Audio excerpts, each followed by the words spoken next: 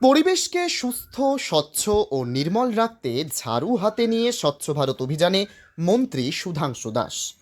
পরিবেশকে সুস্থ, স্বচ্ছ ও নির্মল রাখার লক্ষ্যে ভারতবর্ষের প্রধানমন্ত্রী নরেন্দ্র মোদীর আহূত স্বচ্ছ ভারত অভিযান দেশব্যাপী আজ এক বিশাল প্রচার অভিযানের রূপ ধারণ করেছে। ভারতীয় জনতা পার্টির প্রতিষ্ঠা দিবস উপলক্ষে সপ্তাহব্যাপী গ্রাম চলো অভিযান কার্যক্রমের অঙ্গ হিসেবে বুধবার ত্রিপুরা 59 জেলা ফটিকরায় বিজেপি মণ্ডলের অন্তর্গত জগন্নাথপুর 5, 6 ও 7 নম্বর বুথের কার্যকর্তাদের সাথে নিয়ে জগন্নাথপুর বাজার পরিসরে ঝাড়ু হাতে নিয়ে স্বচ্ছ ভারত অভিযান কর্মসূচিতে অংশগ্রহণ করেন ত্রিপুরার প্রাণী সম্পদ বিকাশ দপ্তরের মন্ত্রী সুধাংশু দাস। তিনি বলেন, পরিচ্ছন্নতার একটা মানুষের পরিচয়। যত্রতত্র আবর্জনা না ফেলার জন্য সকল জনগণের কাছে আহ্বান রাখলেন মন্ত্রী সুধাংশু দাস। আজকে ভারতীয় জনতা পার্টি ফটিকরা মণ্ডলের অন্তর্গত জগন্নাথপুর বাজারে আমাদের স্থানীয় ভারতীয় জনতা পার্টির কার্যকর্তাদের উদ্যোগে স্বচ্ছ ভারত অভিযানের আয়োজন করা হয়েছে।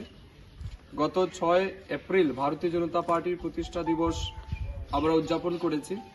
তারই অঙ্গ হিসাবে আমাদের গ্রাম চলো অভিযান, স্বচ্ছ ভারত এবং বিভিন্ন কর্মসূচি বিজেপি দলের পক্ষ থেকে হাতে নেওয়া হয়েছে।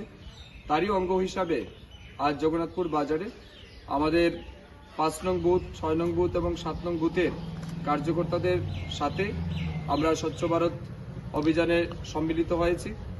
অত্যন্ত সুচারুভাবে এই অনুষ্ঠানকে আমরা সম্পন্ন করেছি এবং আমাদের একটাই বক্তব্য, গ্রাম, শহর এবং প্রতিটা স্কুল, মন্দির, অঙ্গনাদি সেন্টার এগুলির মধ্যে প্রতিনিয়ত যাতে স্বচ্ছতা বজায় রাখা যায় এবং নির্মল পরিবেশ রক্ষার জন্য আমরা যাতে স্বচ্ছ পরিবেশ গড়ে তুলি, এটা নিয়ে আমাদের মাননীয় প্রধানমন্ত্রী নরেন্দ্র মোদীজির অনুপ্রেরণায় দেশব্যাপী এই কাজ চলছে। আমরা প্রতিনিয়ত এই স্বচ্ছ ভারত অভিযানের কাজে সামিল হই। তা আজকেও আমরা অনুরূপভাবে স্বচ্ছ ভারতে উপস্থিত হয়েছি। তো আমি ধন্যবাদ জানাচ্ছি যারা আজকের এই স্বচ্ছ ভারত অভিযানে উপস্থিত হয়েছেন এবং এই অনুষ্ঠানকে সফল করেছেন।